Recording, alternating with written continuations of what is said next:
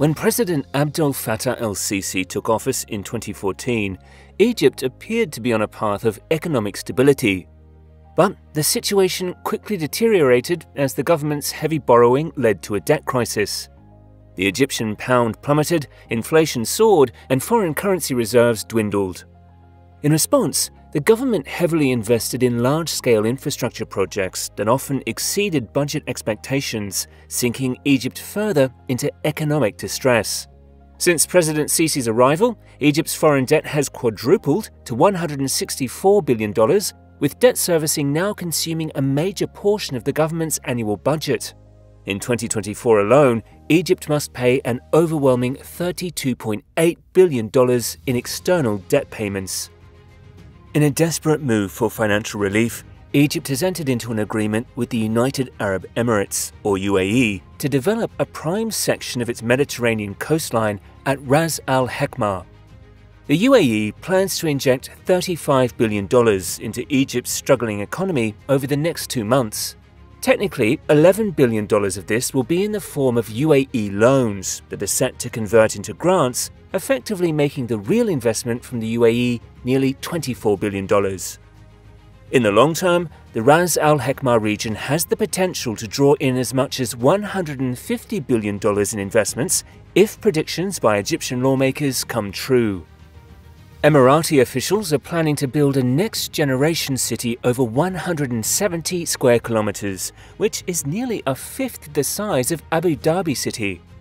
Construction could start as early as 2025, featuring residential areas, tourist centers, schools, universities, and an industrial zone. The city will also feature a financial district, business district, a seaport, and an airport. While these plans look promising on paper, not all Egyptians are convinced.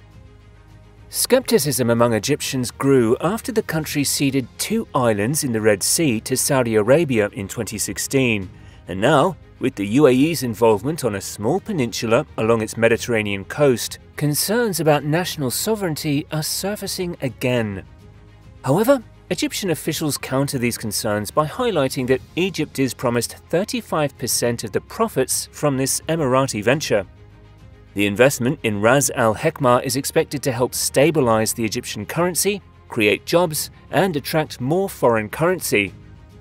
This megaproject could also serve as a key bargaining chip in Egypt's negotiations with the International Monetary Fund, or IMF, potentially securing additional lines of credit.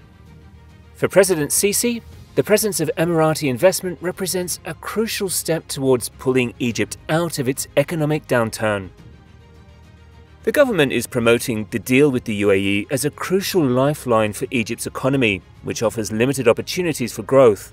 With Cairo's capital crammed and decaying, building new infrastructure in the city would be costlier than constructing new cities like Ras al Hekma. Like the new administrative capital, Ras al Hekma aims to become a leading financial and business hub in the Eastern Mediterranean, opening new gateways for foreign investment.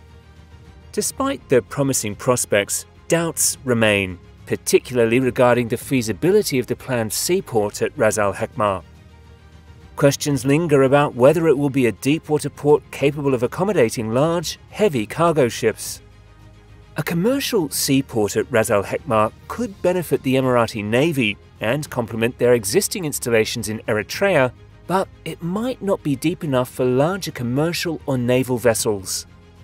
Transforming the current shoreline into a deepwater port would be a costly and difficult task. Apart from this, Ras al Hekma's infrastructure is minimally developed and the area is isolated from major Egyptian population centers. However, its proximity to Egypt's newly discovered offshore oil reserves could support the development of a metropolitan area.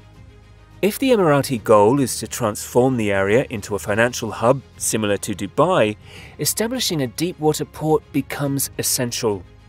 From an economic perspective, Abu Dhabi is keen on finding alternatives to reduce its dependency on hydrocarbon revenues. The $35 billion investment in Ras al Hekma is seen not just as financial backing, but as a strategic move to diversify income sources away from the volatile global hydrocarbon market. However, there are concerns that the AMIRATI deal might impose certain conditions, possibly granting Ras al Hekma a level of political autonomy from the rest of Egypt. Given Egypt's challenging economic landscape, where the military wields significant control, developing a new city requires more than infrastructure. It needs new laws, ideas, populations, and governance structures. Eventually, Ras al Hekma could be declared a special economic zone, effectively segregating it from the rest of Egypt. For the UAE, this project aligns with broader strategic objectives. In 2018, for instance, the UAE landed troops on Yemen's Socotra Island, effectively gaining control over it. This move was strategic, placing a military installation at a critical juncture of maritime trade. Similarly, developing Ras al Hekma could give the UAE influence over the Suez Canal, enhancing its control over key maritime routes and significantly boosting its political leverage in the region. This strategic positioning could grant the UAE substantial influence across the Red Sea and beyond. The areas around the Arabian Peninsula were once part of the Ottoman Empire. The political scene today in these areas is quite disordered. Several groups of countries with shared interests have formed. One group is led by Egypt and the UAE and includes Bahrain, the Libyan National Army under Haftar, the South Yemeni coalition, and the Sudanese Rapid Support Forces. Meanwhile, Turkey has strong connections with Azerbaijan, North Cyprus, Qatar, the Syrian opposition, and Libya's internationally recognized government. Saudi Arabia, a key player in the region, supports the official Yemeni government and has connections with groups in Iran and Iraq, as well as strong ties with Bahrain. Iran also has significant influence, supporting groups like Hezbollah in Syria, the Houthis in Yemen, Hamas, and some Iraqi militias. The development of Ras al Hekma in Egypt is a strategic move by Abu Dhabi to strengthen its bond with Cairo. Egypt is much larger and has a stronger military, but the UAE, though smaller, has a lot of economic power. This difference in economic strength allows Abu Dhabi to have a significant influence over Egypt's large population. The Ras al Hekma project also brings a new layer of political strategy into play. By developing a new city on the Mediterranean coast, the UAE is setting itself up as a rival to Saudi Arabia's Neom city on the Red Sea. The relationship between Abu Dhabi and Riyadh has cooled down recently due to disagreements over how to handle situations in Syria and Yemen, as well as conflicts over oil within OPEC. This current rivalry mirrors older conflicts from the Cold War era, when the Arab world was divided. Back then, countries like Egypt, Iraq and Syria, which had secular socialist governments, were on one side, and monarchies such as Saudi Arabia, Jordan, Oman and other Gulf states were on the other. These disputes led to increased tension in the region and weakened Egypt's position. The UAE, which was formed in 1971, wasn't involved in these early conflicts. Entering the geopolitical scene later than others, the UAE had the advantage of no prior commitments to regional powers like Saudi Arabia or Egypt.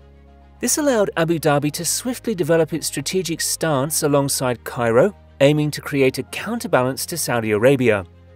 Another aspect of Ras al Hekma's geopolitical significance concerns Iran. Iran supports groups in Gaza, Syria and Lebanon like Hezbollah and Hamas, and the Houthi movement in Yemen. These groups create problems for the region, affecting safety and security, especially in important areas like the Red Sea and the Arabian Gulf, which are critical for both the UAE and Egypt. The project aims to strengthen their position and safety in the region, balancing out Iran's power. So what's your take on this? Do you see the Ras al Hekma project more as an opportunity for Egypt, or do you have concerns about its sovereignty? Let us know in the comments. Don't forget to like, share and subscribe to Ultimate Mega Builds for more fascinating World Mega Project videos.